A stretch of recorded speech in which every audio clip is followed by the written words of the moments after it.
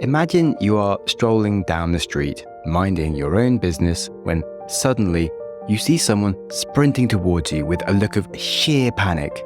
Your heart leaps into your throat, your palms get sweaty. For a split second, you consider whether you should start running as well, just in case the apocalypse is nigh.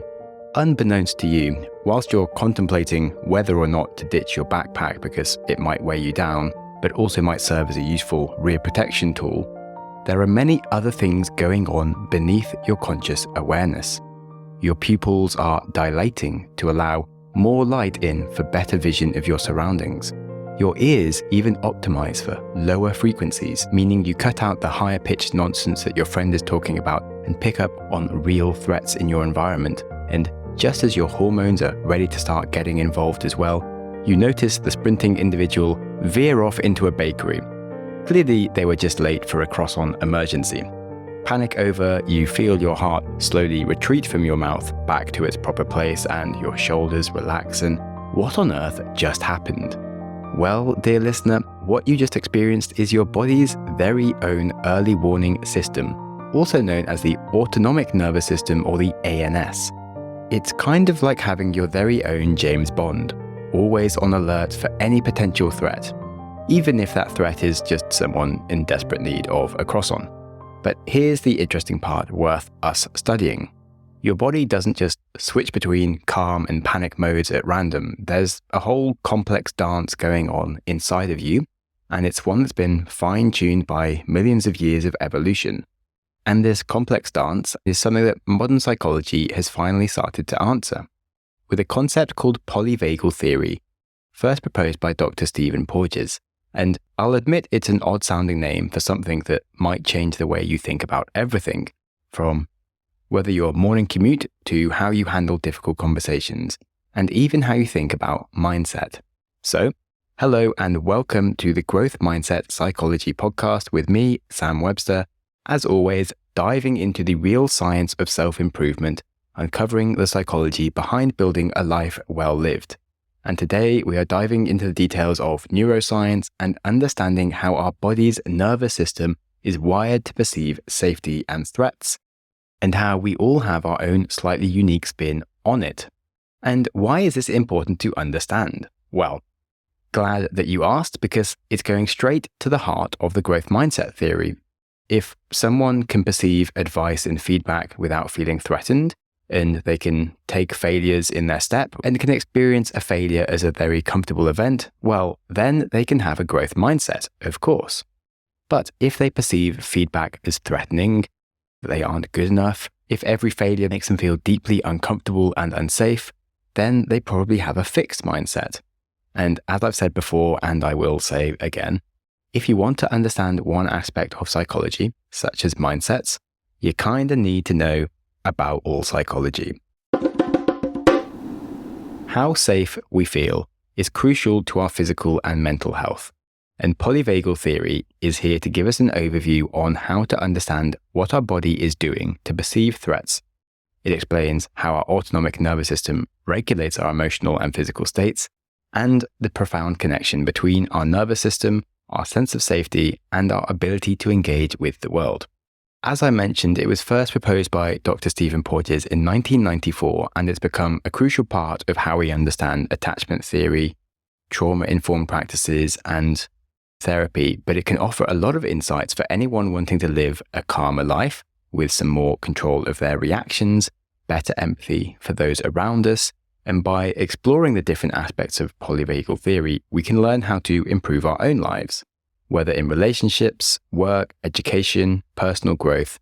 Each area we will have a core take-home by the end of the episode, but firstly we're going to cover all the basics of polyvagal theory itself and how it works. So at the heart of polyvagal theory is the autonomic nervous system, the ANS. And this controls involuntary bodily functions like heart rate, digestion, respiratory rate, pupil dilation, sweat responses, and there's a few different systems at work. We'll have terms like parasympathetic activation, dorsal, vagal state, and it could sound like a lot of technical jargon. So instead, I'm going to talk about superheroes instead for a moment. Specifically, the Hulk. If you remember him, he is the big green guy that smashes everything in sight when he's mad. And unlike a superhero that puts on a cape to transform into their alter ego, the Hulk is the normal-ish scientist dude and general nice guy Bruce Banner. But he transforms into the Hulk when he is mad. Now, imagine that every time you get stressed out, like if your boss drops a last-minute deadline on you or your Wi-Fi decides to die before a Zoom call, which mine that's the only time it dies, I swear. Anyway, imagine that happens, and each time it did happen, you were to transform into your own version of the Hulk. You might not be big and green, but your heart probably pounds faster, your muscles tighten, blood will start getting prioritized to your muscles, and your rational thinking brain will be a little bit less capable, let's say. Sure, you might not be ready to punch holes in the wall, but you could be tempted to try. And that is your sympathetic nervous system kicking into a higher gear, ready to fight or flight from whatever danger is going on that your nervous system has just detected. However, if you can pause for a second, breathe deeply, remind yourself it will all be forgotten in the future, and you might as well just enjoy the situation instead of fighting it, then your inner Bruce Banner can come out, the calm, collected scientist dude who just likes figuring things out without breaking everything in sight. And this is your parasympathetic nervous system. And it's all about keeping you cool, calm, collected, maybe even a little bit zen. So when you're sipping your hot tea after a long day, lying in bed about to drift off, it's your parasympathetic nervous system at the helm, making sure your body is resting, digesting, and generally not tearing through the fabric of reality. So if you want to use more psychology terminology in your everyday life, when you think of the words Netflix and chill, it could be psychologically and physiologically more accurate to say Netflix and parasympathetic activation, which might not sound as catchy to most people, but I personally really like it. In fact, I even wanted to title the episode that, but apparently whenever I use weird, mega geeky science reference puns for my titles, no one clicks on them. It's frustrating, but I'm not annoyed about it, obviously, because that would be me giving into my sympathetic activation system. However, I do feel like the term Netflix and parasympathetic activation could be a thing, like on a mug or a t-shirt, which sounds like I'm doing a really good intro for an advert for Shopify, which I'm not. But if Shopify wants to sponsor me, that's fine. However, I am in the slow process of launching a premium community and store for geeks like me. So if you do want to buy a mug or a t-shirt with stupid psychology terminology on it, I will have your back eventually once I've worked out how to use Shopify. Anyway, my pun-based tangents are over now, sorry. What we do need to know more about is the vagus nerve. Now, the vagus nerve is a key player in polyvagal theory. It extends from the brainstem to various organs throughout the body, including the heart, lungs, and our digestive tract. The vagus nerve is like a communication superhighway. It helps regulate the body's response to stress and promotes relaxation and healing. When we look at polyvagal theory as a whole, it introduces the idea of a hierarchy within the autonomic nervous system. We have on one level our social engagement system. That's the parasympathetic activation we mentioned. It's our first line of defense where we are more relaxed, we're connected with others, we do things like digesting our food and maintaining our immune system.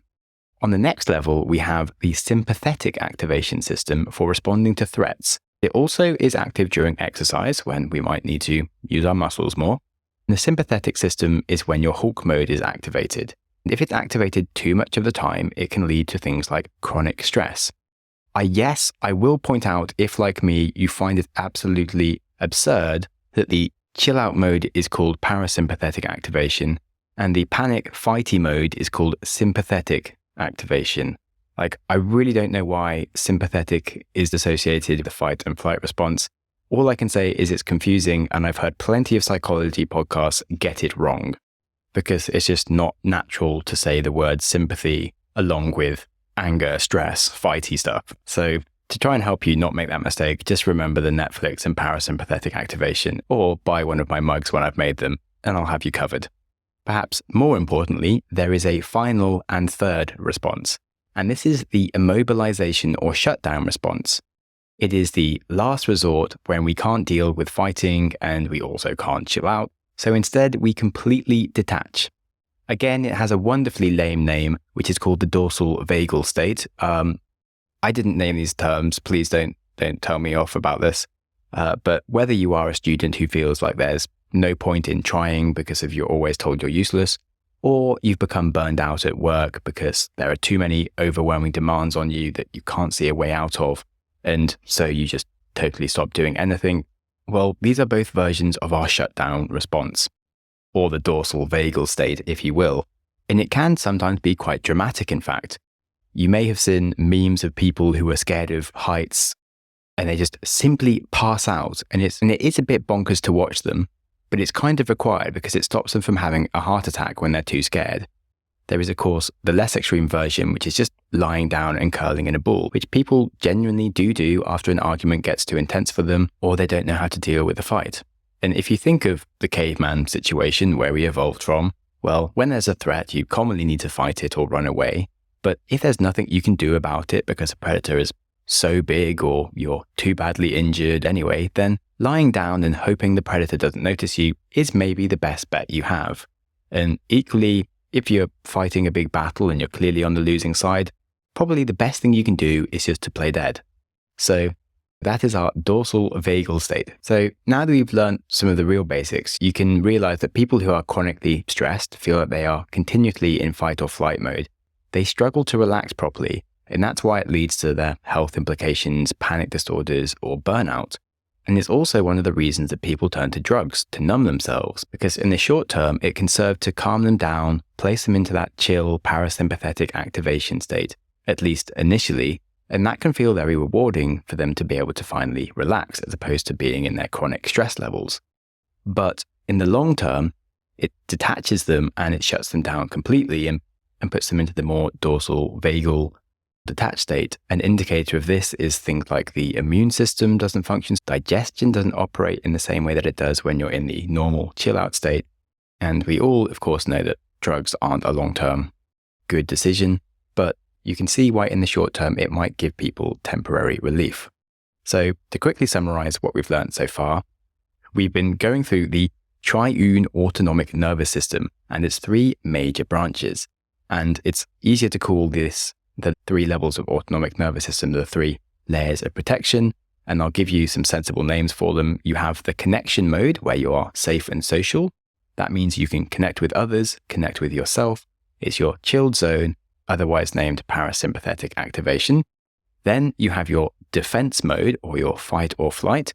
This is your inner Hulk mode, which comes online when the body prepares to face challenges or threats. This is your sympathetic nervous system activating. Then finally, you have your survival mode. That's the freeze or collapse state where you give up and detach. This layer corresponds to the dorsal vagal complex where the body conserves energy by freezing or shutting down in extreme situations. It does feel a little bit binary, like you have these three different states. And if you ever thought it would be cool to just turn yourself on and off with a switch, it seems funny that we do have such distinct modes controlled by the vagus nerve and our autonomic nervous system. Now, of course, these modes do actually exist on a spectrum and you might be slightly angry or very angry, etc. So of course, it's not quite so binary. But it is amazing how controlled we are by this vagus nerve. It doesn't just connect your brain to your body. It's also the key for us to understand why we sometimes feel on top of the world and why at other times we might feel like we've been run over by a truck. But there's some really good news here is that if we can learn to be more in touch with what our vagus nerve is doing and how to work with it, then it is a little bit like discovering a remote control for our own personal wellness. And once you know how to use it, you can build more control into your life and into your outcomes. But before we get too far, firstly, there are some more things to learn about how the whole system works first, which I am excited to be digging into. So as we've learned, we have the vagus nerve, which is the chief communicator that controls how you switch between those three states, the connection safe mode, the defense fight or flight mode, or the survival freeze or detach mode. Well, the vagus nerve switches between these automatically without our brain being involved. But where does it get its information? How does it decide what to do? Well, it relies on a process called neuroception, but we could also call this our Spidey sense, though I actually kind of like the word neuroception. It sounds cool. Well, our Spidey sense is the tingly feeling that we get when something isn't quite right, even if you can't put your finger on what it is. If you've ever walked into a room and immediately felt like something was off, or maybe you met someone that gave you the creeps for no apparent reason, well, that is neuroception in action.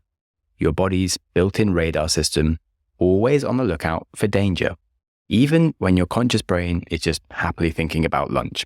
Your neuroception is always on, doing its thing without you knowing about it.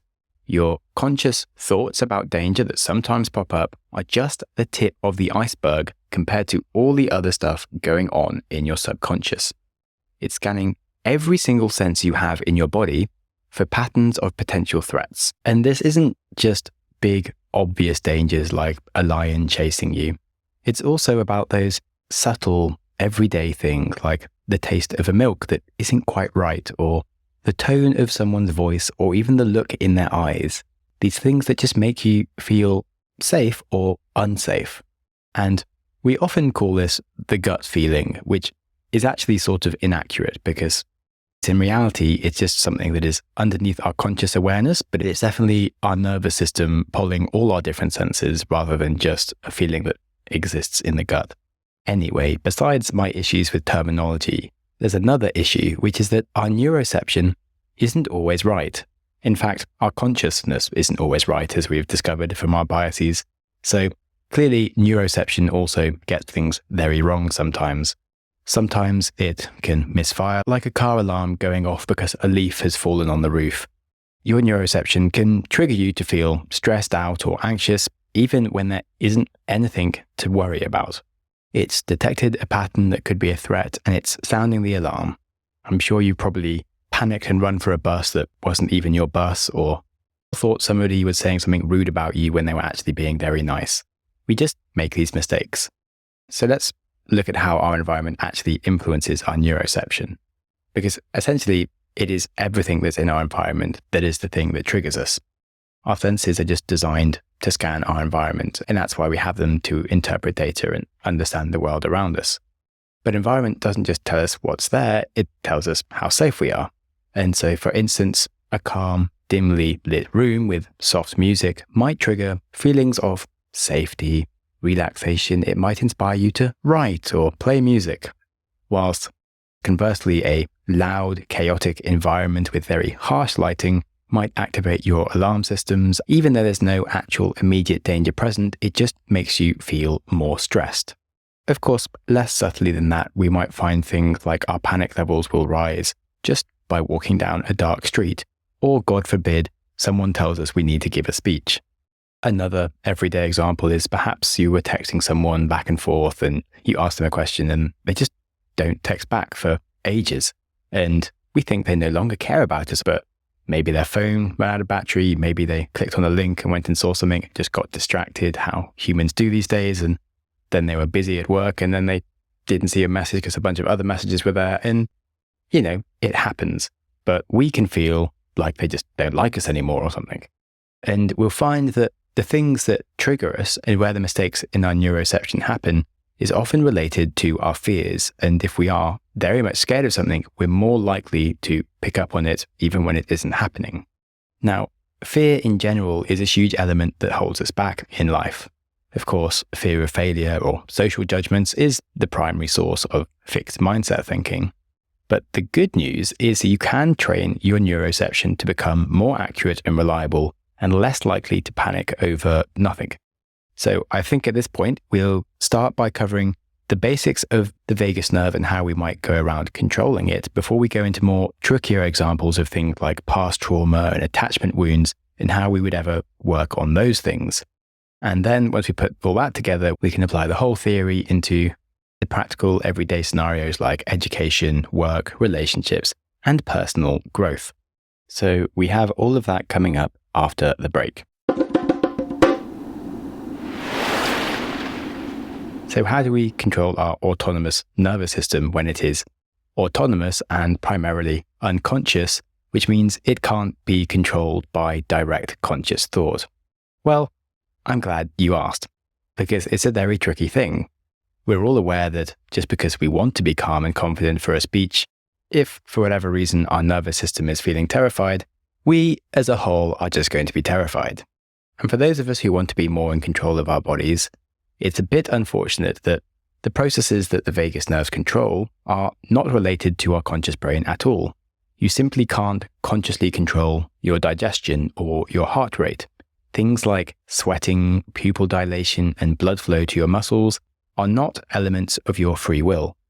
But there is one thing the vagus nerve influences that your mind can also control directly if it wants to, and that is your breathing. The duality of conscious and unconscious control on the breath means that it can serve for us as a bridge between the conscious mind and the unconscious autonomic nervous system.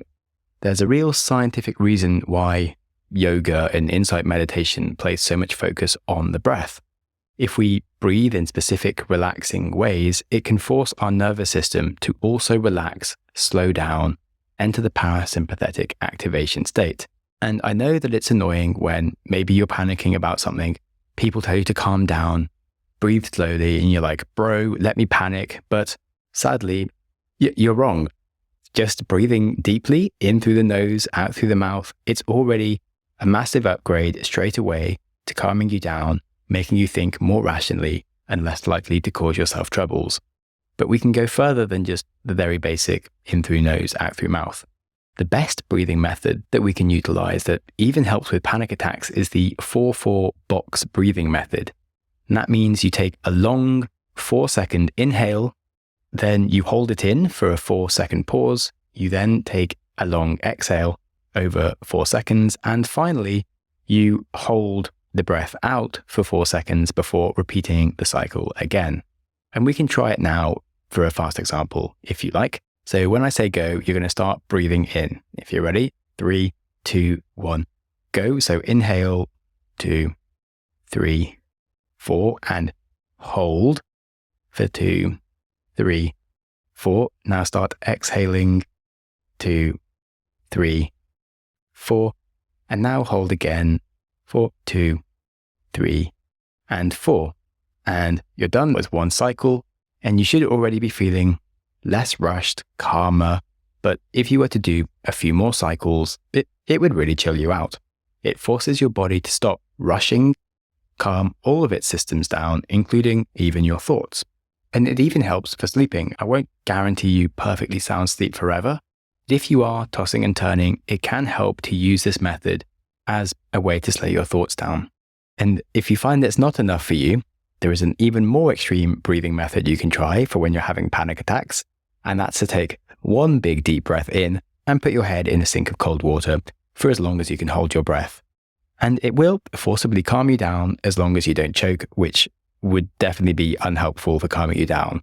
But honestly, when you immerse your head in water, it just triggers your whole body to think a bit more rationally and calm down, because usually in that situation, it's not going to help you to lose your mind and you need to slow down your heart rate because you're holding your breath. So it does genuinely actually help calm you down. And breathing as a whole is such a huge and important tool that you can use at any time and know that there is a way out of your scary or angry feelings that can help you take more positive actions. And it's something I would recommend to anyone. But of course, there are deeper things going on or more chronic things that we can't just fix by always breathing deeply every time, though it'll probably always give you some benefits. But it's worth looking into our life and seeing what other elements are causing us stress. In the same way that even with good breathing, if you're sitting in a loud and harshly lit room with lots of people, it's still going to be more stressful to do your work than a quiet and calm room with candles and soft music. Like, it's just a fact of life. Sure, you can be as stoic and peaceful as you possibly can, and you can train yourself so that the environment you're in has less and less effect on you, but it still doesn't change the fact that it's still having an effect on you. And if someone was hitting you in the face every other second, you're just not going to get any work done, for example, however deeply you breathe. So we should look at some longer term things in our life that might be causing us more chronic stress, besides people hitting us in the face every 2 seconds, because that's not an everyday example. Let's look at some things that are everyday. Perhaps waking up in the morning, you check your phone first thing, maybe. I'm not projecting, it's just possibly something you might do. Things like email, work notifications, even social media. Well, that's a bit like slapping yourself in the face first thing. They are not things that calm you down. They put your nervous system on alert from the moment that you wake up, if that's what you look at. And it's no wonder that our concentration is worse if we are wired from the moment we wake up by work demands or triggering news and strange stuff on social media. So sleeping in a room without your phone and having healthier habits around our technology is a huge stress and productivity improvement that anyone can implement. And I won't cover all the details here other than saying that polyvagal theory gives us some neuroscience behind why it's so important to be in control of our habits with technology. And I'll definitely do longer episodes on how to deal with technology. And the last episode on the art of listening to yourself and getting more distance from technology was also a good one. But there are other sources of chronic stress that comes from lifestyle factors like our jobs, relationships, and health. And when we are in a more activated stress state, that does have some very long-term consequences. Stress has been shown to mess with your blood sugar regulation, which over a long time period can even lead to diabetes. Stress also messes with your heart rate variability and can lead to heart problems. Stress also messes with your digestion, which not only has a short-term impact of things like IBS, but also has longer-term impact in terms of reduced nutrient uptake and increased inflammation. So before I stress you out too much about the problems of long-term stress in your life, I think we've gathered that we do need to take stress seriously and that self-care isn't just about being lazy and ignoring responsibilities, but self-care done correctly is a very healthy thing that we do need to engage in. So if you find yourself feeling that your day-to-day life is just endlessly putting out fires, you will genuinely benefit from taking regular breaks because that can calm your nervous system down, which helps calm you down. And there's genuinely some legitimate reasons behind the saying, if you haven't got 10 minutes to meditate, you need 1 hour. And there's a whole body of data that's growing now about the fact that we do need time to relax and turn off. Get good sleep, spend time socializing, not working. All of these things are essential for a healthy human existence. So now let's look beyond our external environmental factors and start looking at our internal wiring and how that interacts with our stress levels. Some of us are truly wired to be more stressed due to our nature or due to past traumas or our attachment styles. In fact, researchers have found that individuals have a thing called vagal tone that relates to our capacity to deal with stress. Now, to remind you, the vagus nerve is the central core nerve that's connected to our 3 different nervous system branches that handle our different states of activation, the rest and relax, the defense mode, or the freeze mode. Well, the vagal tone is the general resting state of our vagus nerve and where it's most likely to be activating us. A low vagal tone is associated with things like higher heart rate variability and shorter breathing. In studies, it's been shown that people that have a lower vagal tone tend to recover much worse after an unsafe incident than people that have a higher vagal tone. And that means that after some form of triggering event, they will often get stuck in either the freeze response and be very low in activation, or they'll get stuck in hyperactivation and they'll be hypervigilant, they'll be in the fight-flight mode. And this can last for much longer than other people, and they might even flip-flop between these 2 states without ever getting back to the relaxed parasympathetic activation mode. But what's incredibly fascinating about this for me is that you can build yourself a higher vagal tone simply through exercising. Now, why does that happen? Well, exercise over time will physically strengthen your heart and smoothen out the variability of your heart rate and reduce the resting heart rate. And remember that your heart rate and your heart rate variability are physical signs of how stressed you are. And so you can physically change your heart to make your whole body feel that it's less stressed. And in the same way that you can train your heart, by getting fitter, you also train your lungs and increase your lung capacity. And that allows you to have slower, deeper breaths without consciously thinking about it.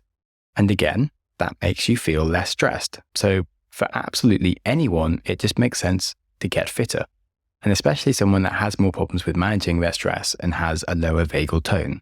It's crazy how these physical changes in your body will increase your vagal tone to be in a more relaxed state and increase your capacity to deal with stress, which for me, on the one hand, I just found this completely bananas when I heard it. And on the other hand, it just makes so much sense. I feel kind of dumb for not thinking about it before.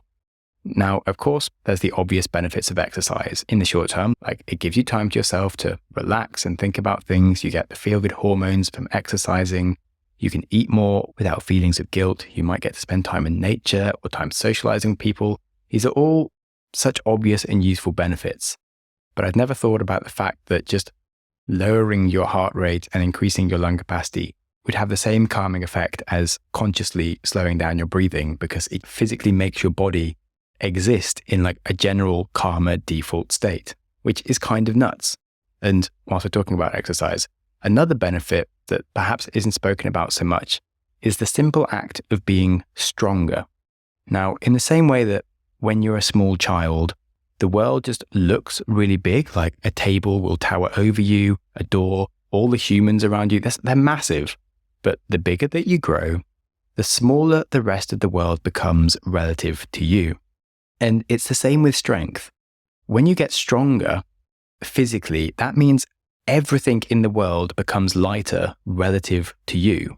So opening doors, carrying your shopping or luggage, climbing the stairs, these things all become much easier the fitter and stronger you are.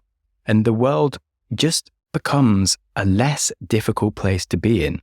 And it just creates a reduced level of stress.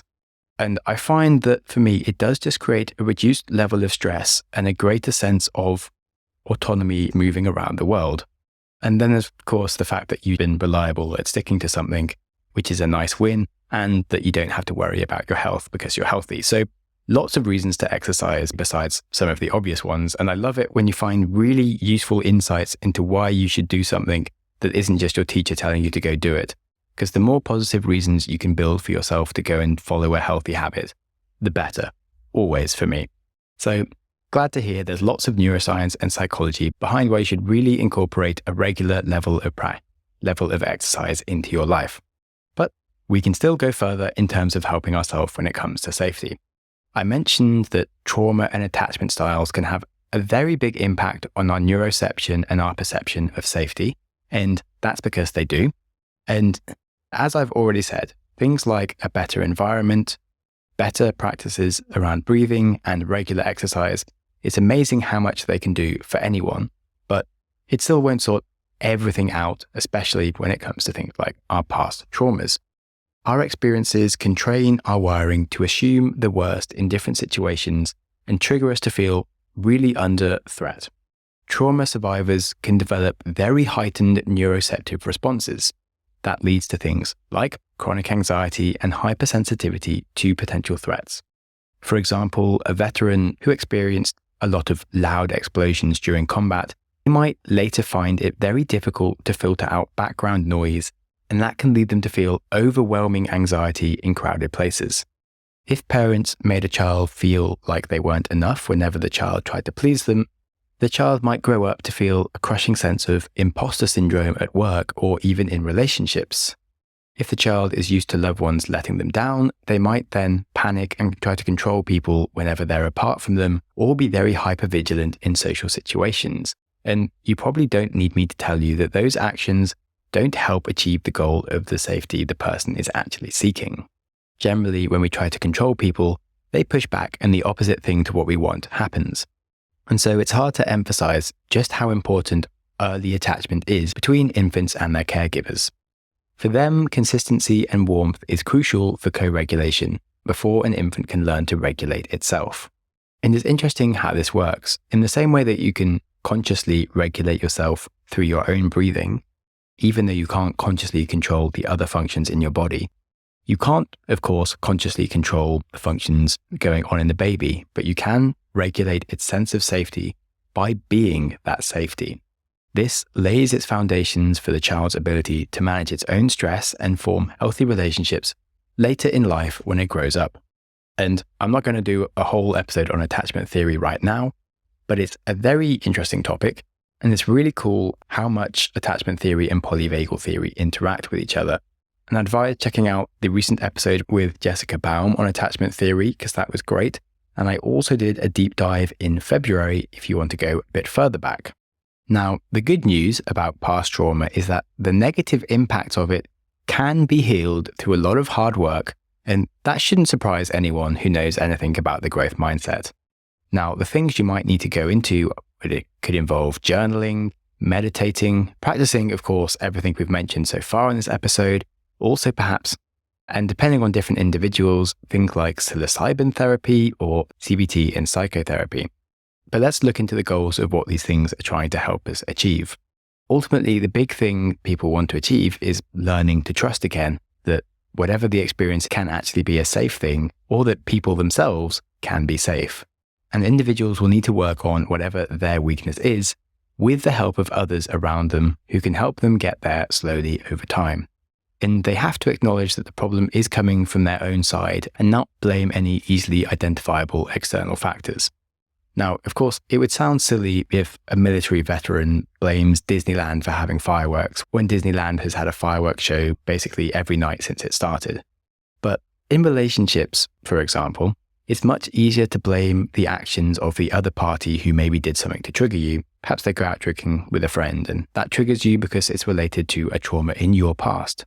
But ultimately, going out drinking with a friend sometimes is a completely normal thing for someone to do.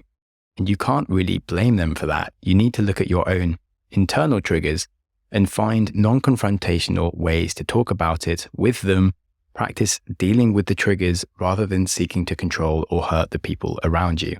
And it's not easy at all, and that's why you might need to talk to a therapist and find ways that you can talk about these feelings without causing arguments.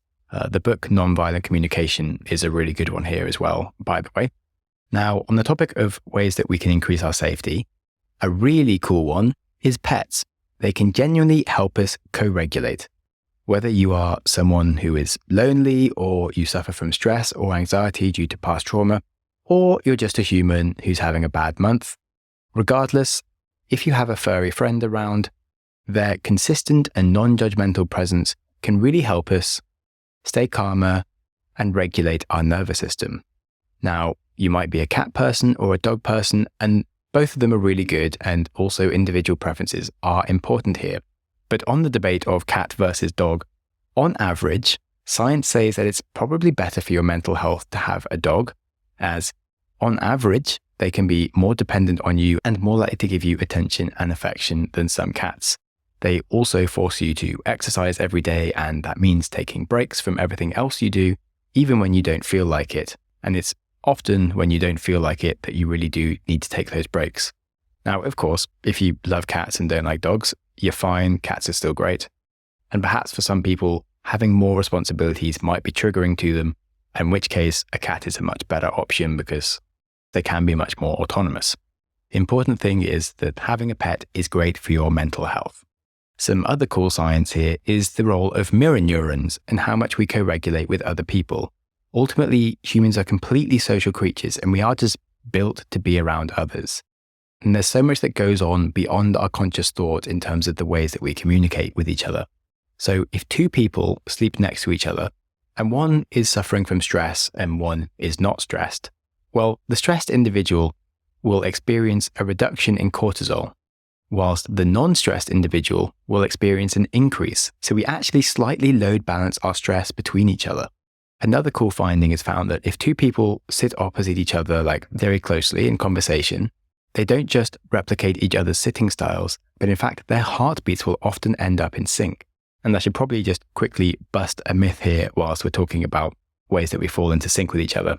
So people often say that when women cohabitate or work together, their menstrual cycle falls into sync. This has not actually been replicated by science, and maybe some people have fallen into sync by accident, but there's no evidence that it actually happens. And it's just one of those mystical sounding things that sound like it could be true, but it isn't.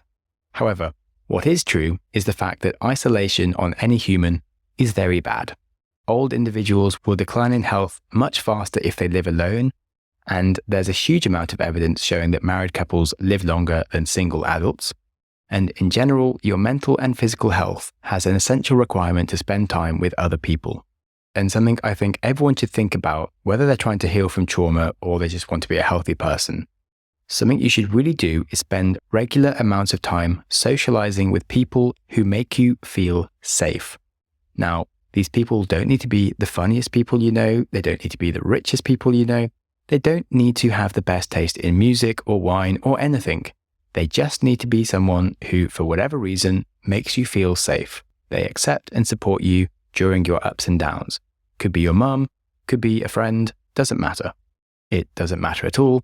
And another healthy thing you can do for yourself is be that person for others. So that means more hugs and less caring about what people do or don't do, and just appreciating them for who they are. Now, women, it can certainly be said, are often better at staying in touch and just hanging out with their friends for the sake of hanging out, whilst men often need reasons to hang out. And whether you think that's a good or a bad thing, it doesn't matter. Instead of fighting your nature, just find reasons to hang out with each other and make them happen. Whether it's playing golf, going to the gym, playing computer games, just come up with ideas to do things. I still talk with some of my friends from uni. We made a book club, and it means that every few months we gather at someone's house to discuss a book, which maybe even one or two of us might have read, which doesn't usually happen, but the idea behind it at least exists and forces us to catch up with each other. And that's the important part. So, having learned all of this, let's apply a few lessons to education, work, relationships, and personal growth. And we will cover all of those in the final section after the break. Now, kicking off how we can apply all these lessons into our life, let's start with education. If you've ever spent time around kids, you'll know that getting them to focus on anything other than their latest obsessions can be a challenge, whether that's dinosaurs, space, or of course, the mind-numbing nature of TikTok. And let's face it, the classroom can sometimes feel like more of a battlefield than a place for learning, especially for students that are stressed, anxious, or plain bored. Well, polyvagal theory gives us a new lens through which we can view education. It suggests that for students to really learn, they need to feel safe. Not just safe from physical harm, but safe in the deeper, more emotional sense. When students feel safe and connected, their nervous systems are in the ventral vagal state. They're open to new ideas, curious, ready to engage. But if you put them in a stressful situation, say an unexpected quiz, maybe a teacher is too enthusiastic with their red pen, well, that can make their nervous system shift into a fight or flight mode. Suddenly the classroom feels like a dangerous place, and their ability to learn and retain information can take a big nosedive. In the same way that no superhero has ever made the Hulk listen to anything whilst he's mid-rampage, it's very difficult to teach someone something when they are really stressed. Now, of course, we shouldn't go too far with this, or too woke, if you will. If you turn a classroom into a zero-threat environment completely where absolutely nothing could ever go wrong ever, that does mean that students won't really learn how to deal with the real world or to take on difficult tasks. But we can create a safe, supportive classroom environment, and it's crucial for learning and for a growth mindset. You have to feel safe failing, or you aren't actually going to try anyway, because you detach from the whole thing.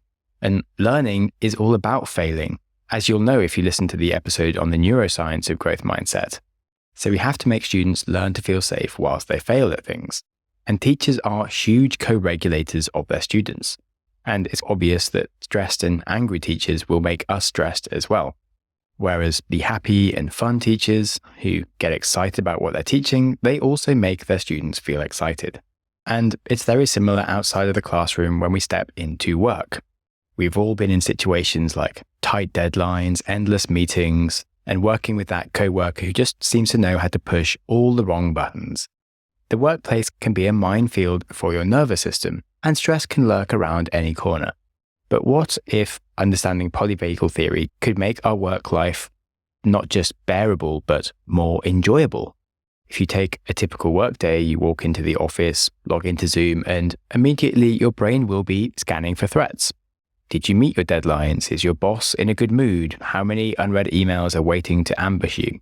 If your nervous system picks up on anything stressful, it can kick you into a more stressed out state, and your nervous system can go into overdrive, and you can get into a more stressed out mode, which you maybe don't even take out on your coworkers, but it ends up being carried home. What if instead you could stay cooler and calm, collected, and a bit more ready to take on the day? Well, that means creating work environments that make us feel safe and supported, and actively prevent our nervous system from flipping into overdrive every time people hear the dreaded pings of email. Firstly, a simple trick is just building in small moments of connection throughout our day. That could be a quick chat with a colleague, a few minutes spent stretching, or even a yoga class. Maybe taking just a few deep breaths before you go into the next task. These little small acts can activate the vagus nerve to keep you grounded, can prevent you from falling into a more stressed out state.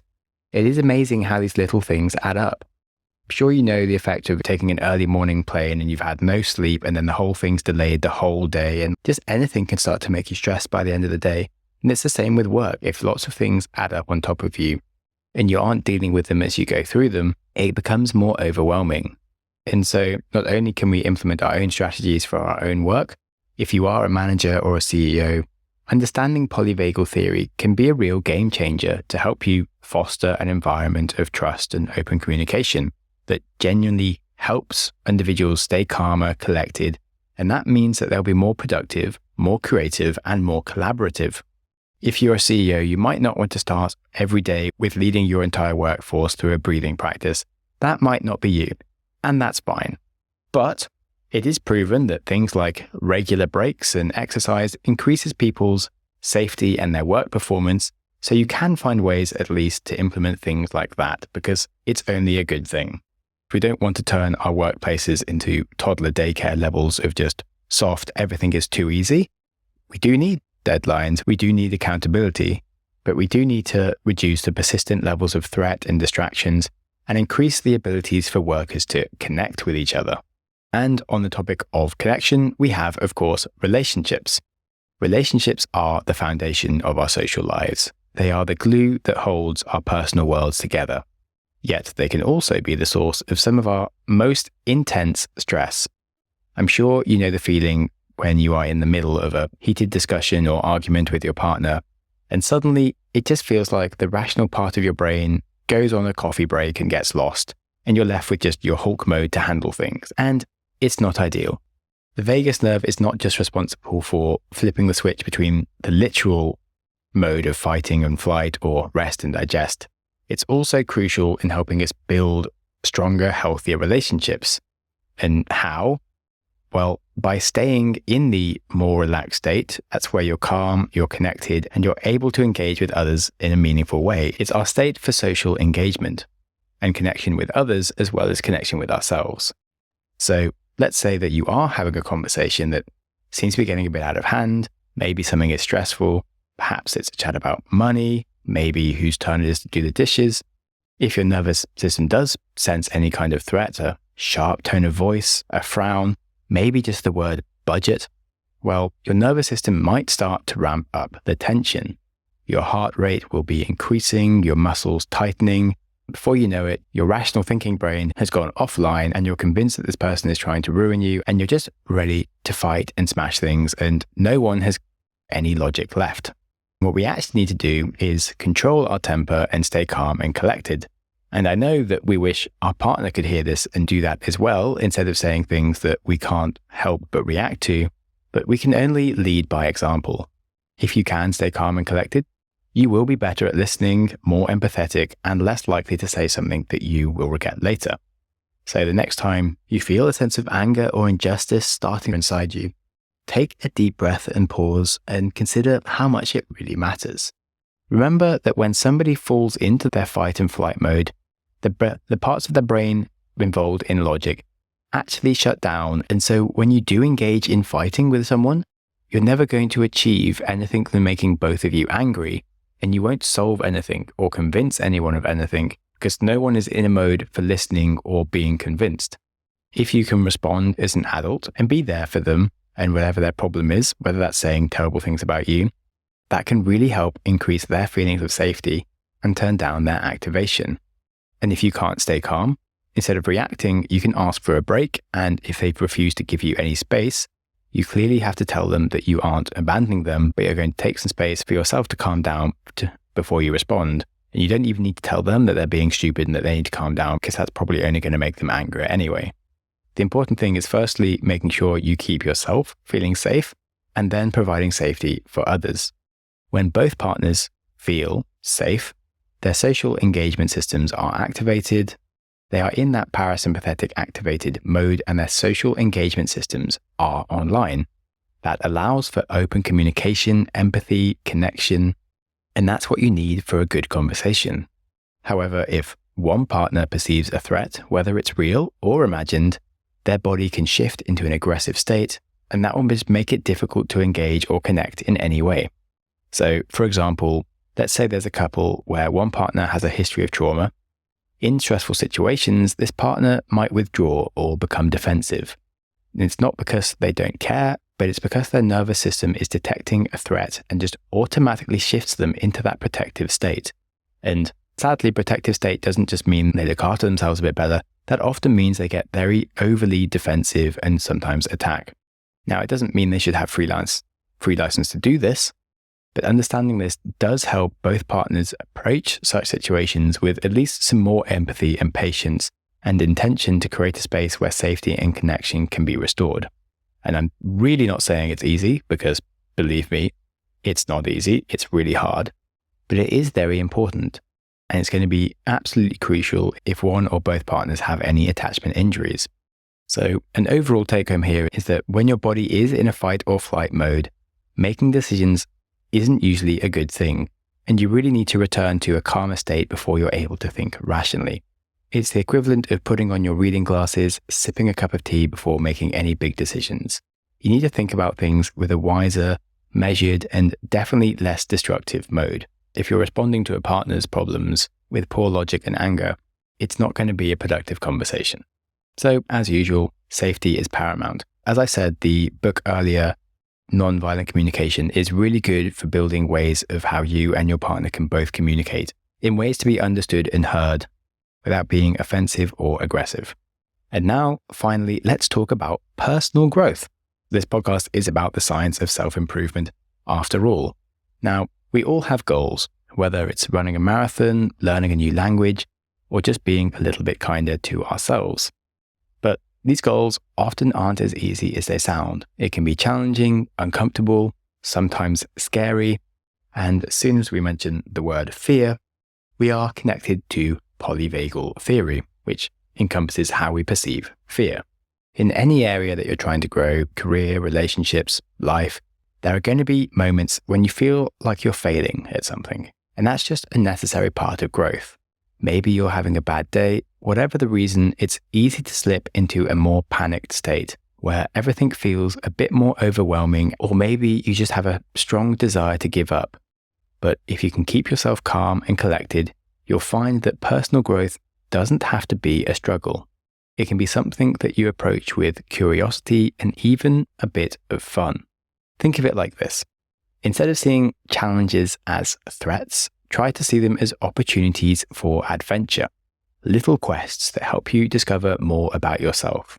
I'd like to think that any advice you receive from this podcast is kind of a call for adventure, to try something new, learn something about yourself, experiment with what's going on in your life. It's a continual act of discovering different ways that you can live your life and adventures that you can go on. So here's a fun exercise or call for adventure for you. The next time that you are faced with a challenge, imagine that you're playing a video game. You've got this tricky level to beat, and it's frustrating, sure, but you know that with each attempt, you're going to be learning something new. You will be getting better, stronger, and eventually you will beat that level by consistently showing up and not letting the failure get you down. When you keep a more playful mindset to life, it can help you stay in a calmer, more connected state where growth feels less like a chore and more like an exciting journey. Now, of course, as we've covered so far in the episode, trying to remember all the different things we've learned about breathing, creating a more calming environment to work in, avoiding social media, notifications in the morning, although if you're serious about becoming a more relaxed and deeper thinker, I would probably just delete social media and email and notifications from your phone altogether. You can still have Instagram or whatever and just check it every few days on your laptop, but just don't have it on your phone where it just fills all your little moments. Anyway, we also learned about the importance of taking regular exercise because it will genuinely increase your vagal tone and resilience to stress, as will spending some time in nature. So double stacking and exercising in nature is just an absolute top life hack for anyone. I should also add things like eating a healthy diet and spending time with people who make us feel safe are essential to our well-being.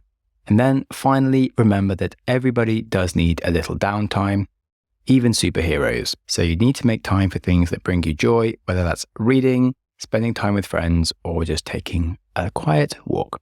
These moments of relaxation aren't just nice to haves, they are essential for keeping your nervous system balanced and ready for whatever challenges come your way. And for me, polyvagal theory isn't just about understanding the science behind your body's responses to stress. It's also essential for how you deal with setbacks and failure and how you learn to grow and build new talents. And our safety is just a core part of the growth mindset. When you can learn to tune into your nervous system, you can navigate life challenges with more ease, more connection, and maybe a little bit more fun. Whether that's staying calm through a tough conversation or just making it through a busy workday without letting it get you down. I really can't say how cool polyvagal theory is, and I really would recommend reading the book called Our Polyvagal World by Stephen Porges and his son Seth Porges. It covers everything you need to know if you found this episode surprisingly insightful or as important as I did. And I am delighted to also say that I am interviewing Stephen Porges himself on the show this week, and he is the guy that developed the whole of polyvagal theory. Now, at this point, you might be asking, why on earth did I just spend 1 hour explaining polyvagal theory when I'm about to have the most expert human on the world coming on the show to talk about it in 3 days? Well, that's a fine question, but I didn't want to waste his time just explaining the same thing he's explained a million times already. Instead, I went for having a much more insightful conversation on all the questions you might have once you've covered all the core lessons of polyvagal theory. There's of course plenty more things to go into, and so you'll just have to wait for the next episode and tune in for that. I do have to say, he is one of the most incredibly calming people I have ever met, which is not surprising considered he invented polyvagal theory. But I was still, surprised by it because he was so easy to talk to and just naturally culturing curiosity. It was a really great conversation and I'm sure you're going to love it. Anyway, now that we have covered the basics of polyvagal theory and how we perceive threat and safety in our environment, hopefully you can become more curious about your challenges in life, optimistic about overcoming them, and even find the process enjoyable. The world is truly an amazing place, and you are given everything you need to make the most of it in life. Sometimes it just takes a bit of practice and knowledge to help nudge you in the right direction, which is all I'm trying to do here on the show. If you felt like you did learn something here today, then I would, of course, love it if you could share it with a friend who you think is as curious as you are, and that would mean the world to me because it's how the show grows.